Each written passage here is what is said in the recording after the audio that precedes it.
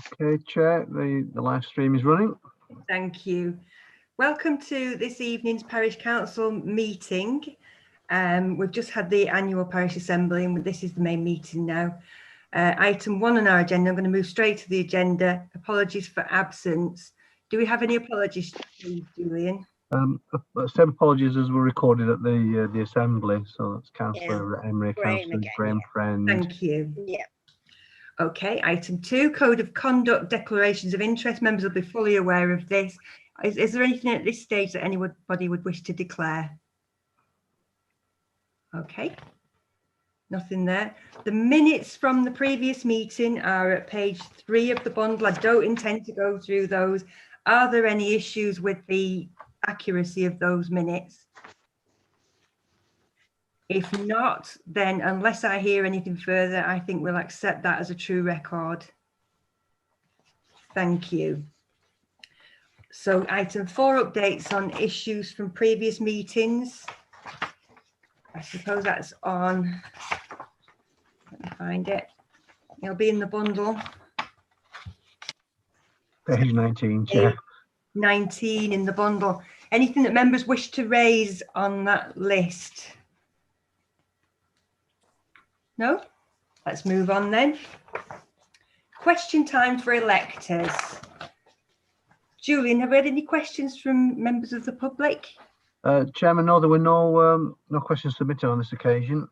Okay, thank you. Item 6, any written motions received? You're on mute, Julian. Sorry, Chair, no written motions from members of the council. Okay. Item 7, police and community issues. I think we've had a report from the police, haven't we? Has everybody received that?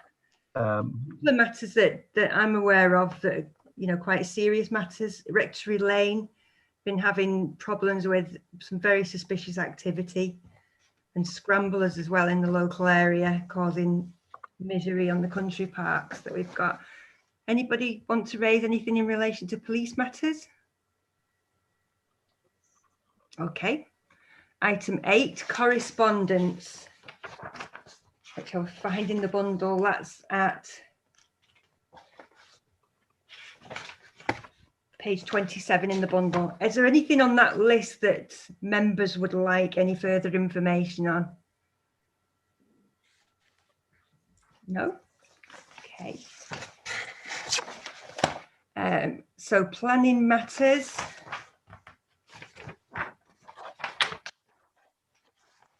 We've got that at page 31 in the bundle, mainly domestic applications. And obviously an email from the Save Peel Hall campaign thanking the Parish Council for its support during the campaign. That's probably something I should have mentioned in my speech, you know, the financial support that the parish have given to that campaign and help them to hopefully successfully keep Satnam away from that site. And also the email from the nursery, and that was in relation to the proposal of the school. I think we're going to move the matters concerning the school to the next agenda so that the new parish council can consider those matters. I think in all fairness, that should be the new parish council's decision. And then we've got a finance report at page... Sorry, just before you move on to that, there's one late planning item submitted. It's another household domestic application for 112 Dundee Close, single story rear extension and partial garage conversion, just for the record. Okay, thank you. So nothing in relation to Chair, could I just raise one thing with that matter with the land? There's a sign gone up, I don't know if the RFO's seen it, that says that the restricted access to the lane between certain hours, it's in I've taken a photograph, it's in A3, it's clearly from the school, restricting the access to the leisure centre access between 8:15 and, you know, the times that the school is. I don't think they can do that, and I'm happy to take it elsewhere, but I think that is a matter that officers should be dealing with between now, because it's one of these things that if it's accepted that there is a restricted period of access, then you know, they get away with it, so to speak. I'm a bit concerned that because I don't think there is a restriction. They can ask nicely for things like that to be done, but I'm a bit concerned that a sign has gone up that's supposedly restricting access. Where's the sign gone up, Mike? There's two parts to it. One is on the school railings as you pull into the leisure centre at the entrance, and the other is on the other part of the access road on what I presume are our railings. Given it's only an A3, but it's very clearly said, it very clearly says what it says.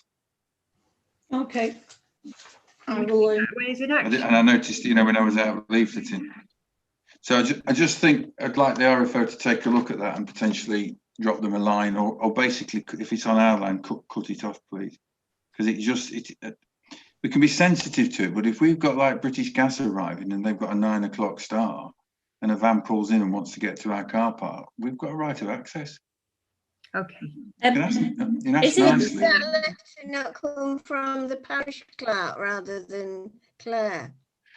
It's perhaps just for Claire to note it, because I know you're up at the centre perhaps a little bit more often than anybody else.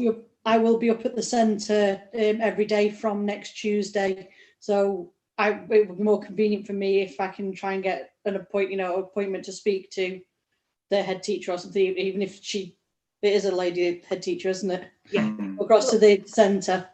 But if we're discussing it as a parish council and we're saying that they shouldn't be doing this, then the letter objecting must come from the parish council, not to have the sort of kudos, perhaps is the right word. I don't know. I think if Claire can investigate, it may be worth an informal chat. Yeah.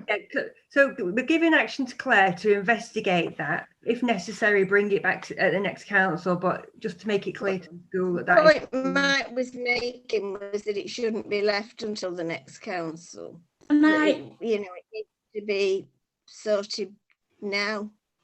And do you want to come in? Yeah. My understanding is it just for vehicles? They can't stop foot access at all. No, they can't stop foot access. You can always walk up there. Sorry? Yeah, you can access it by foot. It's just vehicles that they're currently stopping from driving up there. Yeah, I know that, but they have a perfect right to do. I'm still not too happy with the fact that whether they can do it, because there's a lot of places in Winwick, even though they're privately owned as such, or they're owned by a person, you can still access them. It's an old sort of thing where it says usually in somebody's deed somewhere, it'll say by foot, it's like horse and cart type of thing.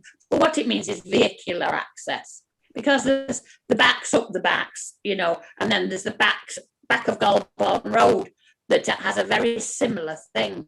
And I just wonder if because it's a relatively new PTFA or whoever's doing it, whether they're making an assumption, because the road officially belongs to the church commissioners, whether they can do this. And I'm just wondering if anybody's investigated it. I'm not, because... sorry, Anne, to interrupt. Paul did discuss with the caretaker who is currently operating the blocking off of the road, and he has stated that obviously if they're needing to access the centre, what he will do is he'll make sure that the children are clear of the road space and allow the cars up. But I will confirm that with the head teacher and make sure that's that's agreed. Yeah, but even so, what they're doing is strictly legal, is it? I don't know. But my understanding is this, they might be on a bit of wobbly ground doing it, like with the barriers and things. Now, that's only my view, and, well, it's not my view, it's my understanding. And somewhere, I rather think it'll be recorded. I wonder, I'm just thinking we're trying to get the land registered because it isn't currently registered, and we've got solicitors dealing with that for us at the moment. This is the field. Well, it's the whole of the land, because none of it is parish land. So we just felt like, regardless of what else we do, we need to register it. And I'm just Yeah. wondering why the solicitors have got their hands on this, whether Julian, it's worth asking them, you know, to point out what the legal position is with regard to right of way, because I think they've got the documents for that. And if we could get an opinion from them about it, at least we know what ground we're on if we challenge what the school are doing. Yeah, Because at some point, I mean, sorry. My understanding is it's definitely a right of access road, that there is some old covenant on it. So yeah, there definitely is that. It's not, although the school official, sorry. I think it'd be just useful for funny enough that it hasn't taken a picture. I took it when I was leafleting and I can't find the photo, but it just says something like restricted access between these hours. And then that's all it says. It's got nothing. It's got a school logo on. It's not got our logo on. It's just an A3 laminated page. And I think one of them is on what I understand to be our railings. So I just wanted to raise it at some point on the agenda and say, can Claire, can someone involved in one of our officers have a look at it and either remove it or seek to find the person who's put it up and have a friendly discussion and then feed that back next time? Because my fear about this, and I get sort of, I'm broadly sympathetic to sort of everybody working together, but there is something about, and I know I'm in part one, and I hope people hear this. There's something about the school's attitude to that thinks they can do that, and they can't. And it's that slightly belligerent attitude that they had with the first application, which led to people going slightly doolally over it, because I think that's the culture that there's been in the village in the past. And poor Kathy got the brunt of that for no other reason than trying to do something good for the community. But every time they behave like that, they create another checkpoint where people are nervous and wary of what their intentions are. When I was delivering, the one thing that came up twice with people who I bumped into was what's going on with the land at the school. I'm against it. It's still got that. They don't help themselves. So it always will have. It always will have. But so there, you can't just assume because you're a school you can do it. I think we're better, and I think we're better finding out where we are at. What the position actually is. Because I think this was all part one of the school's plans, wasn't it, to regulate that access. So we could do with what our rights are in relation to that. And if Claire in the meantime can see whether there's something that can be discussed and sorted out quickly, then explore that as well. So 2 actions arising from that. Is everybody happy with that? Yes. Yeah. Happy to move on, Chair. Right, so let's move on. Finance Officer's report. Claire's report starts at page 33 in the bundle. Is there anything that you want to highlight for us, Claire? I mean, I think it's fairly self-explanatory. As I believe Mike said in the previous meeting, we've ended up eating into the reserves by about 7.6k this year. Obviously, because we didn't qualify for the 25k grant and things like that. Sorry, so we've managed to kind of balance with the maintaining the centre with a call on, or not a call so much, but holding back some of the projects that we were going to be doing. But those I'm looking to get up and running again, obviously, as we start to take off with the centre, as that hopefully starts to make some money. We can start feeding obviously back into the community. Discussed with Paul today the plans for if everything runs smoothly with the coming out of lockdown, which obviously we've had a history of it not doing, but if it runs smoothly, where we need to be, what targets we need to be at, what we need to be hitting to try to make sure that the loss that we're anticipating for this year when we set the preset budget is lower than is currently set. And then, like I say, that can be fed back into some of the projects that we have had to put a stopper on for the present time. And Paul's completely engaged with that and working his damnedest to get as many room hires in as possible. Can I just ask, sorry, Cassie. Yeah, go on, Em. Can I just ask, I just want to ask a simple question. You know the 7.2 of the parish reserve, where's that actually come from? What is the parish reserve? Never quite heard that statement used before. It's on the, if you look at the statement of accounts for the AGAR. Yeah. It's just the... It's basically where anything that we've managed to, where we had 16,431 last year, we've now got 9,173.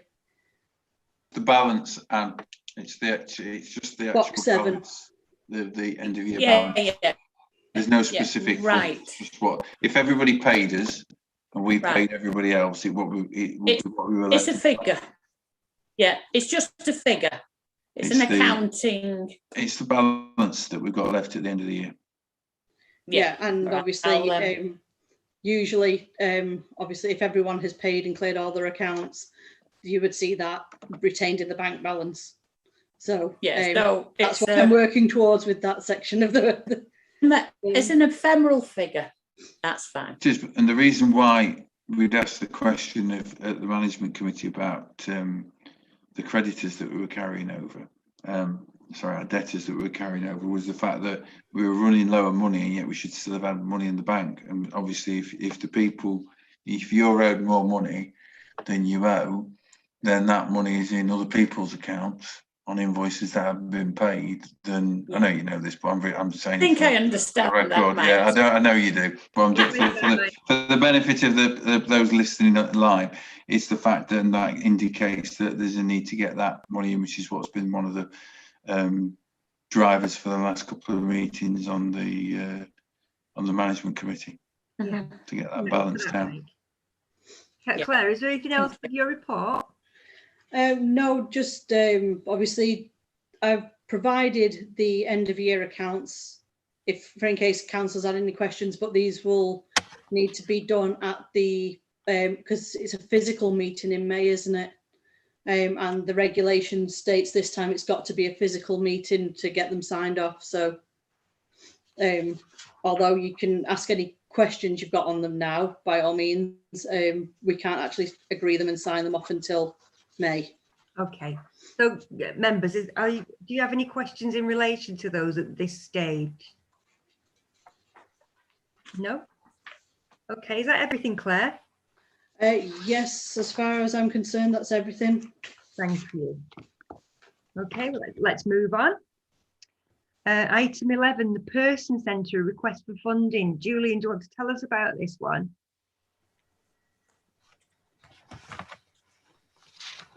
Or is it in the bundle? Probably not the best person to comment on this. This is a request from a charity for funding or something in kind. I think Claire has already responded that we might be able to give them a room at a discount or free of charge for a while. But it's up to the parish council if you wish to support this particular charity. There are other charities as well. That's the only problem with supporting a particular charity. So okay, yeah, found it now. It's at page 45 in the bundle, and I got the email actually. It's a community organisation that's been recently formed called the Person Centre, and the aim is to link and support people in mental distress in Warrington to existing services and stay with them until they receive the help they need. So planning to expand services to include counselling, CBT therapy, group work, etc. And obviously in the aftermath of the pandemic, this is just going to be something that's going to go up and up. So if you want to have a look at that, members, I think Claire looked at this and said, we don't really have an awful lot of spare cash to put into this, but we do have space that we could offer to try and help them out with room space. Just wonder what your thoughts are, members. Chris, do you want to? Chris got your hand up. Yeah. I was just going to say, Chair, I'm hugely sympathetic to the aims of the charity and what they're trying to do. I think the problem that we've got, which Julian articulated well, was that obviously we have so many charities operating in Warrington, hundreds of charities. I think Maureen McLaughlin once told me the figure was something like 600 and something charities operating in the borough. And I think as a public body using public funds, we obviously have to be seen to be fair and equitable. So I think what we offer any one charity, be it this one or any other, has to be something that we can fair and equitably offer any other that came to us. And I think giving them some sort of financial contribution, we would risk kind of being seen to be favouring one charitable organisation over potentially many hundreds of others, but certainly a select number of others, because of course there are also charities in the borough that offer the same kind of service in the same kind of area of mental health support that this one does. And it's absolutely a laudable aim, and I have no question about the charity themselves or what they're trying to do. I just think that we've got to be, if we were to give them money, putting aside the question of how much money we have available, if then, and I don't think that this is one that operates specifically within our parish, I think it covers, a much wider area than that. If we then got the same request from, 600 and something other charitable organisations within Warrington, we couldn't possibly support them all in that way. But I think offering room space is quite a good compromise, because that clearly is something that if other organisations came to us, we could make the same offer to them. So I guess what I'm saying is, the bottom line, I think whatever we do and however we respond, it's got to be consistent, and it's got to be the same response that we would offer any other charitable organisation, whether they operate in the parish or in the borough as a whole. And that's my only comment. Thanks, Chris. Mike, did you have your hand? Sorry. Anne, speak, Anne. I'll take Anne first. Go on, Anne. I totally agree with Chris, what he said. I think it's very well put. My only addition to this is that we let rooms. What if we got inundated with lets, and we've got a room being let to a charity, being given to a charity that we could let? We're not, because in a way it would take money away from the parish then. And I know it's not very pleasant to think that, but we could say it's a Tuesday and there's 3 lets already, and we could get a 4th, but we can't take you. How do we go on then? We just say, well, that's it, sorry. You see, in a way, it's still giving away the assets of the council. Now, that's I'm sure it's for the next council to decide this, but that's my view. But I think what Chris said was exactly right. Yeah. Sorry, that's me. Yeah, I was going to say pretty much what Anne was saying, but there's still a financial implication in terms of heating and perhaps getting somebody to open up, because we've still not sorted out the issue of insurance if we give keys, have we? So there could be a financial implication anyway. Yeah. Even if we say, no, we'll let you have the room for nothing, it could be a financial implication. And I don't think we should make this decision at this council meeting. I think it's for the next council. Okay. Mike, do you want to come in? Yeah, I was going to suggest making 2 points. First of all, making some sort of sympathetic noises to providing some letting space, as it were. But at that point, you do need to be careful, because some of the people that we do let to are charities, and we charge them. And if they find out we've given people £750 worth of free room lets, when we've spent a lot of time at the last meeting saying we need to tighten up on giving people rooms for free or allowing them extended terms of credit, etc., etc., we're being rather inconsistent. But as a new charity, and it's not unusual if you're a business to be looking at, a general thing of being sympathetic to providing some room space. If they then book, 3 rooms in a month and then want another 3, you can start to see, we need to pay pain at some point. So I think if you're going to do that, it has to be short term. And a sort of lost leader, as it were, as well as being supportive. But as a potential new let, that was the first thing to do, perhaps, to look at that. The second was one of the things I thought was always very strong in Coultworth and Glasgow was their May Day Carnival was basically the opportunity that would give charities a free stall for Bring and Buy or Tombola. Cats Protection League, and it's their biggest charity event of the year, that people would come and do something and raise funds. And we used to do that with the carnival, and I wondered what the situation with the carnival was this year, Chair. We're not doing it this year. Yeah, you know, we took the view that it's not going to be safe to do mass.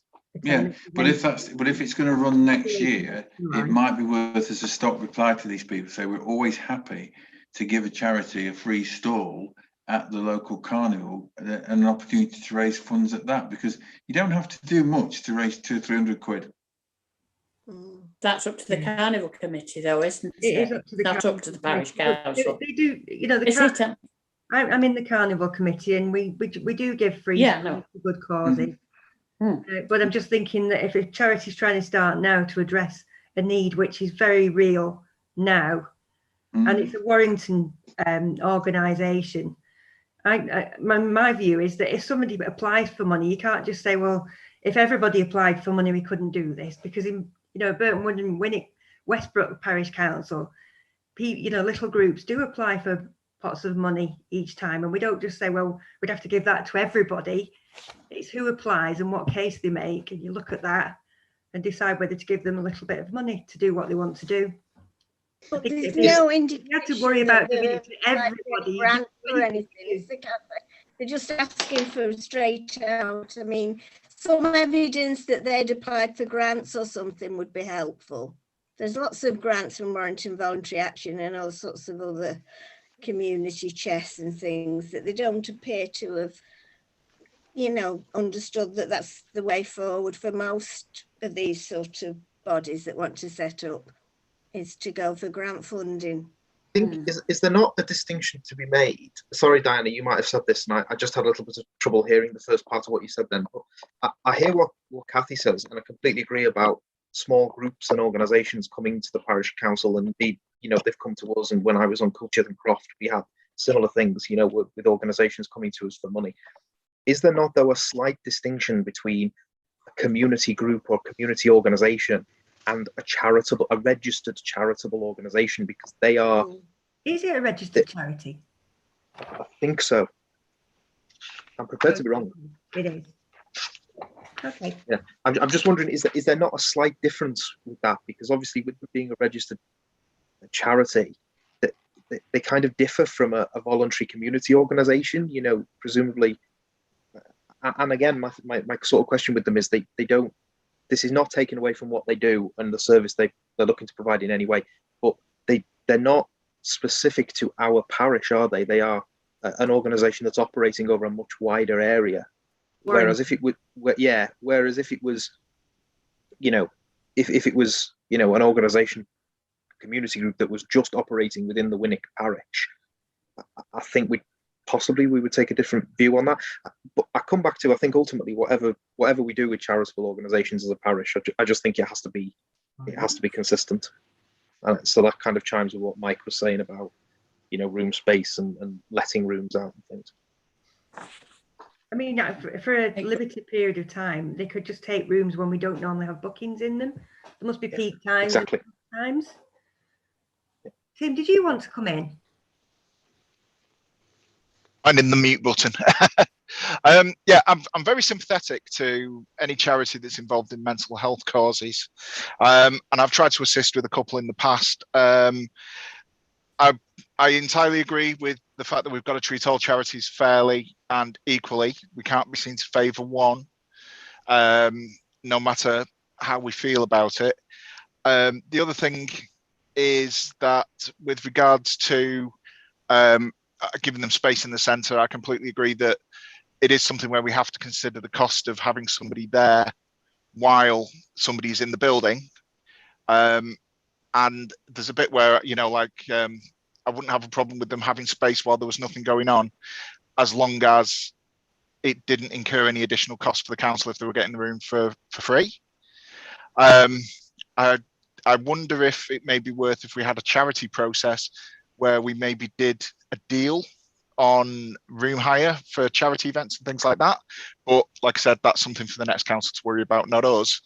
With regards to the organisation, I would have just liked to have seen something with a little more substance than what essentially is a series of processes for them. just because it just tells us how it's going to operate. It doesn't tell us what they actually are doing at the moment in any great detail, or give us any testimonials to say what work they have done. And much as I am absolutely convinced they will be doing good work, it just would be easier for them to make a case if there was something that maybe was an anonymous testimonial, rather than it being essentially the structure of how the charity chooses to operate. It is something where I'd like there to be a mechanism by which we could find a way of supporting the organisation, but I am mindful of, particularly with the financial situation and the pressures that COVID is going to put on us over the next year, and essentially the change in council that's likely to happen following the election, or could happen after the election, that it's a bit of a tricky one to say, yes, let's definitely do this for them. I just basically would say, I think it's something where we need more information. We need to make sure we're treating everybody fairly, and we need to find a way where we're not spending huge amounts of money trying to support an organisation that may be doing good work, and I don't doubt they are, but it's something where if there's an implication for us, then we've got to make sure our costs are covered. Thank you. Claire, you've got your hand up. Yeah, as I was going to say, it pretty much covers a little bit of what Tim just said at the end. Is maybe the best suggestion for this would be for someone, either myself or Julie, and I'm happy to do it if you like, to contact them to ask them for more information, and then fetch it back to the next council meeting, and the new council can then make a decision with the, you know, more information. Yeah, is everybody happy with that? Well, yeah.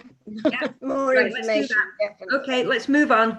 Report from Parish Council Committees, Management Committee. Mike, is there anything you want to tell us about that? Mike?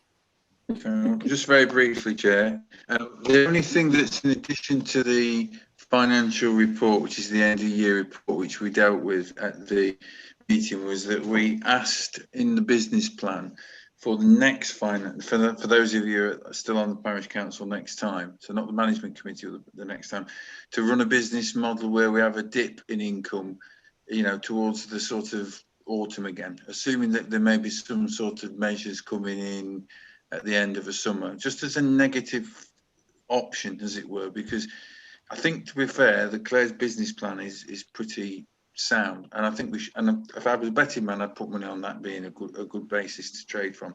But last year, the members of the committee were a little bit more negative and said, oh, you know, this could be as low as 50,000. I think it was at 48, which is actually what turned out. And my now just tells me it wouldn't be entirely unusual for us to have a period of measures where indoor meetings are suspended, perhaps in September, October again for a period. And I just think we should have a business plan that has that preparation. So that was passed as a motion for to be looked at, and to have some figures and some numbers of what that might look like in terms of wages, not for this meeting, but for the first council back, just as a little bit of caution. But apart from that, everything is in the finance officer's report. Thanks very much, Mike. Anne, is there anything you wanted to add? No, it's what Mike said. There was only me and Mike there, so yeah, so we agreed it. All right, thank you. Yeah, no. Any questions about that from anyone? Okay, let's move on. Ward reports. Let's start with Horton Green. Diana, do you want to give us your ward report? I've nothing to report this month now. Okay. Mike, have you got one? I'm in the same ward. You could have something to add. No, it's nothing. It's a very quiet ward. It's been a pleasure to represent it for however many years. It's 4 years now. I do have to say, door knocking, you're not popular. Am I not? Precept is not popular. Oh well. I've got to be in my bonnet, so you don't need to record it if you don't want to, do you? Well, I'd rather. When we've done it, why it's good. That's good. Move on, please. I'd rather be unpopular and be financially sound and be financially unsound and popular. Well, Polton's financially sound. That's their argument. Righto. Well, they're not. But if you're knocking in that ward, they're not in Polton. They're in Winwick, councillor friend. I know. Mike, have you finished? Mike, yes, okay. Peel Hall, Tim, have you got anything for us? Nothing to report at the moment. As Mike said, I'd just like to say it's been a pleasure and an honour to represent the ward. And if the stars align again, it may happen again. I don't know. But it has been a pleasure, and it's given me plenty of opportunity to go and have a nosy round places like Peel Hall Park and the John Parr Woodland and stuff like that, which is absolutely fantastic. They're beautiful areas, and it is an absolute diamond in the area of poplars and hume. Thanks very much, Tim. We've not got Sue with us in this part of the meeting, have we? So, Chris, have you got anything to share with us? No, well, I'm not going to comment on anybody's popularity, other than to say that Tim, Sue and I have obtained the same standing locally that we had when we were first elected, I think. No, I just want to echo Tim's comments, really, and say, you know, as I said to people in my email, which I sent around, you know, I didn't expect to be representing Peel Hall Ward, but it has been an absolute pleasure to do so, and it is home to some of the very best and the very nicest people you could hope to meet.